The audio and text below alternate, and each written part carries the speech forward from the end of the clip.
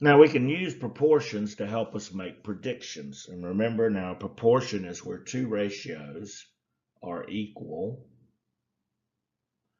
And let's see what we have here. This little word problem that goes along with example 4 on page 463. It says, in an experiment, students netted butterflies, recorded the number of butterflies with tags on their wings, and then released them. The students netted 48 butterflies, and 3 of those had tagged wings. Predict the number of butterflies that would have tagged wings out of 100 netted. So let's set up the first ratio here. And let's see. So out of 48 butterflies, 3 of those had tagged wings. So I've got a ratio here of 3 out of 48, 3 to 48.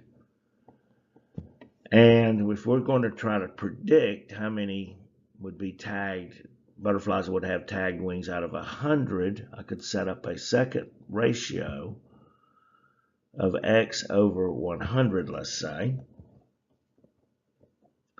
And then we're just going to try to work where the extremes are going to equal the means using our cross product.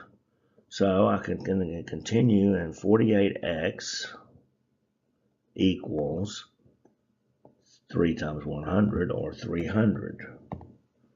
So I've got those are the means. These are the extremes. And let's see, 48 into 300. 300 divided by 48 is 6.25.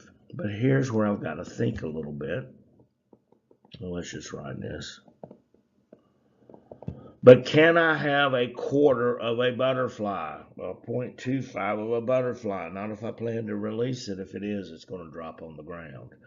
So the correct answer would be about 6 butterflies. Can't have a partial butterfly.